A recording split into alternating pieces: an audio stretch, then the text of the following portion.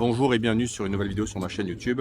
Nouvelle vidéo consacrée aux grandes contradictions russes. Pourquoi faire des vidéos sur les contradictions russes? Eh bien parce que la Russie est un pays de contradictions, un pays dans lequel des choses extrêmement différentes, voire opposées, coexistent avec une très forte proximité.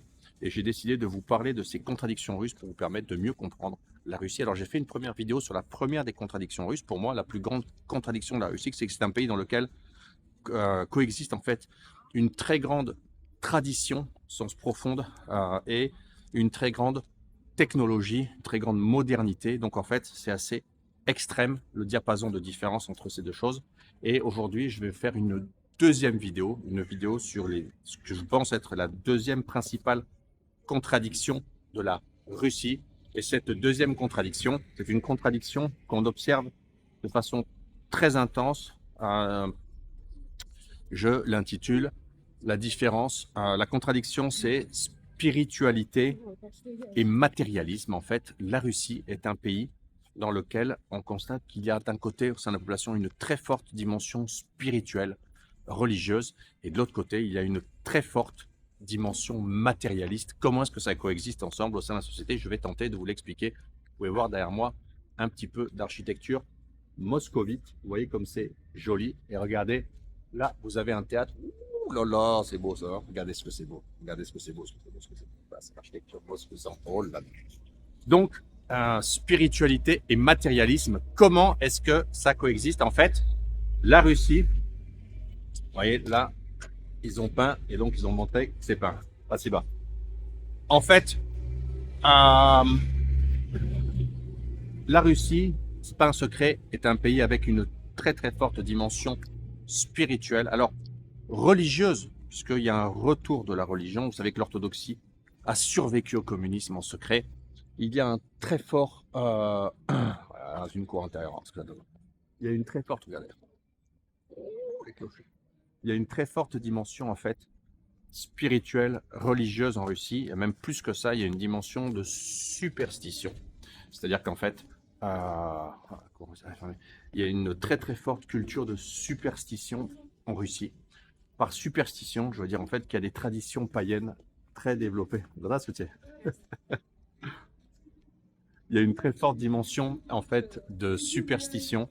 Les Russes sont très superstitieux. C'est une culture, tradition païenne qui est restée très fortement ancrée en fait dans la culture russe. Je vais essayer de ne pas faire oser. Позволите, я бегу. Спасибо. Cette culture, tradition, c'est-à-dire ancienne, païenne dans un sens, elle est restée très ancrée et elle s'est superposée à l'arrivée des monothéismes. Donc elle est très fortement ancrée dans une partie du christianisme orthodoxe, mais aussi dans les autres religions russes, puisque ça fait partie du code culturel russe qui s'est imposé aux autres religions, que ce soit l'islam, le bouddhisme, etc.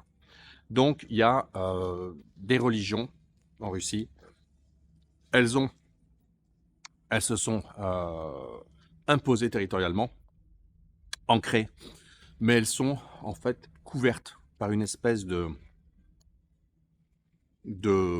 socle supérieur qui est le code culturel russe et qui lui prend ses sources et ses traditions dans des choses beaucoup plus anciennes. Et il y a une forte dimension de superstition encore ancrée. Donc ça crée un mixte assez impressionnant, assez surprenant pour les étrangers. Et ça donne une vraie dimension, on va dire, de code religieux et culturel à la Russie, quelque chose d'unique, qui fait que les Russes ne sont pas des ectoplasmes sans tradition et sans religion. Bien au contraire, il y a une très très forte présence des églises en Russie. Il y a beaucoup d'églises. Dans les grandes villes russes, il y a des clochers partout. Quand on est dans les zones musulmanes du pays, que ce soit le Caucase, le Volga, il y a des mosquées.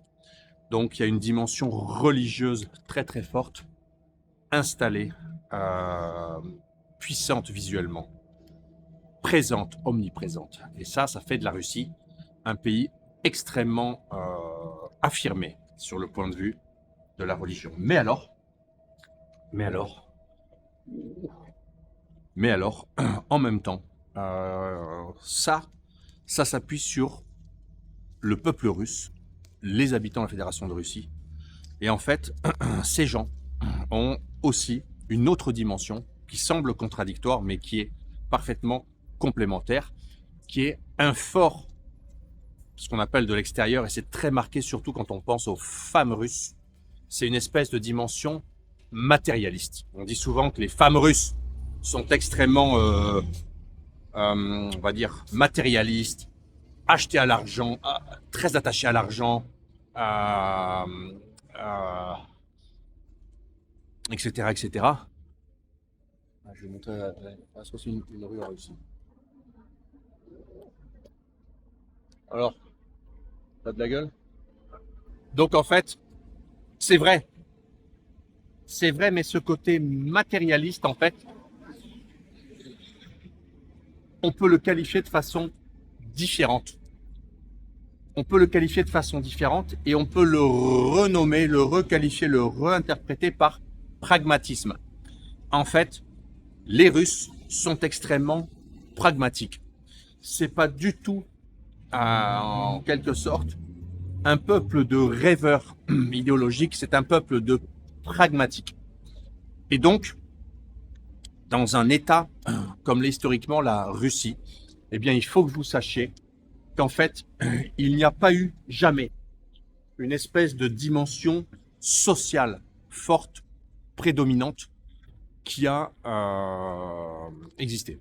Donc en fait, les Russes, sous tous les modèles de société qu'ils ont vécu, eh ben, ils ont toujours dû s'adapter et survivre. Que ce soit sous l'Empire russe, que ce soit sous le tsarisme, que ce soit sous l'Union soviétique. Là, je suis rentré dans la cour du monastère. C'est dans le centre, hein, bon, il est en travaux. Ouh. Voilà, puis vous allez voir les églises là-bas. Regardez. Donc en fait, il y a toujours eu une dimension de survie. Et lorsqu'on pense à la Russie d'aujourd'hui, eh bien en quelque sorte, c'est pareil. C'est-à-dire qu'en fait, la Fédération de Russie, qui a émergé du communisme, elle n'est pas un État social.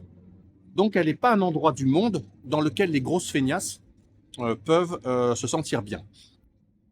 Il n'y a pas d'aide sociale. Les seules aides sociales disponibles, vraiment, qui ont un tant soit peu de poids financier, c'est le mat capital pour les femmes qui ont des enfants, et c'est les aides pour les gens qui vont combattre, qui prennent les armes, c'est les vétérans, et aujourd'hui les combattants de l'opération militaire spéciale. Donc les femmes qui font des enfants, et les hommes qui prennent les armes. Voilà un vrai pays traditionnel comme tous les nationalistes européens en rêvent. Bien. D'où le décret 821, mes cocos, avec l'obligation d'aller prendre les armes pour devenir un patriote russe. Alors, toujours motivé?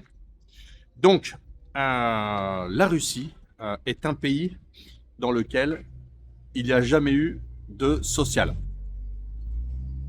Et ça a un sens important parce que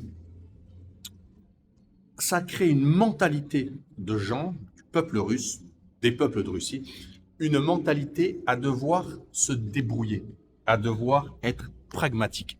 Et quand on est pragmatique, eh bien, une des choses fondamentales dont on a besoin, c'est de l'argent.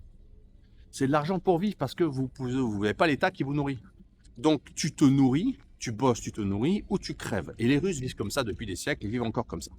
Donc en fait, l'espèce de côté matérialiste, il y a un peu ça. Il y a cette dimension de rapport proche à l'argent parce qu'il est fondamental pour survivre. Mais il y a une autre dimension, c'est qu'en fait, j'ai des travaux partout, donc je sais pas si c'est ouvert.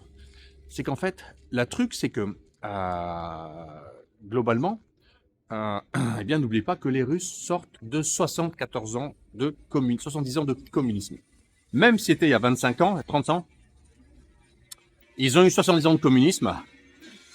Après, ils ont eu une douzaine d'années, des années 90 russes, avec vraiment la catastrophe économique, le manque, etc. Donc, les Russes ont vécu plus de 40 ans dans une situation relativement difficile et avec un miroir au cœur des années 90, de voir un monde occidental de l'autre côté, le monde européen comme eux, entre guillemets, lui riche.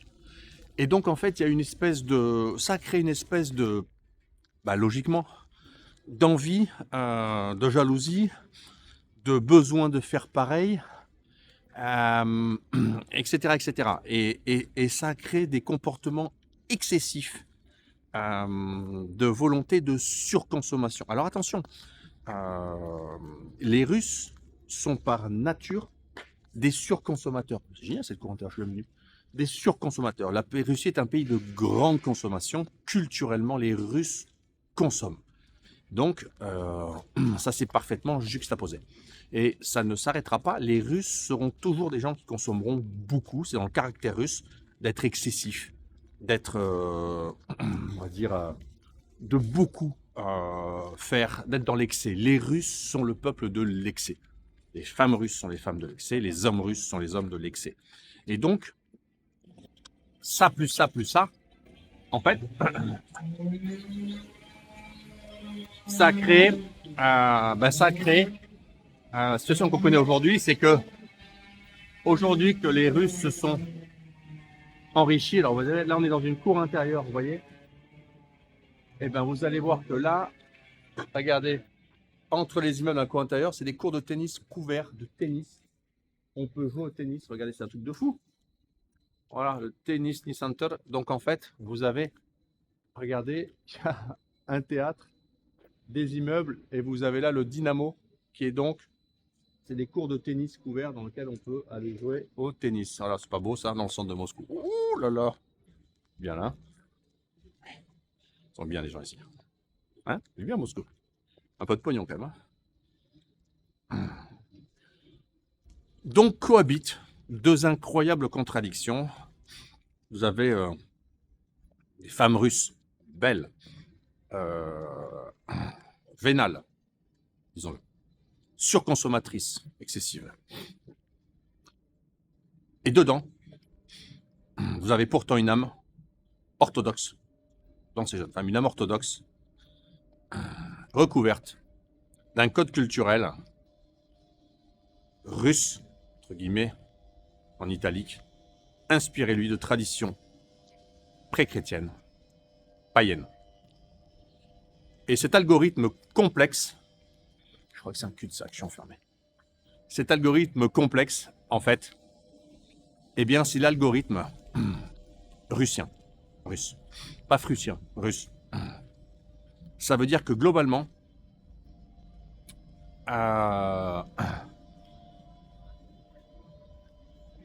eh ben c'est comme ça. Et c'est pas l'un ou l'autre. C'est parfois l'un et l'autre, ou l'un ou l'autre. C'est parfois l'un ou l'autre, pardon. Mais c'est souvent l'un et l'autre. Et c'est souvent dur à comprendre. On se demande pourquoi. Mais je tentais de vous expliquer dans cette vidéo pourquoi. Les excès, l'histoire proche, la culture, et un hybride étonnant. Et en fait, la Russie, c'est toujours hybride. C'est toujours un mix bizarre, inattendu, imprévisible. C'est toujours quelque chose d'assez surprenant. C'est vraiment des matrioshkas les unes dans les autres. C'est vraiment quelque chose dont on n'a jamais l'impression d'avoir fait le tour. Voilà. Petite vidéo samedi matin dans le centre de Moscou.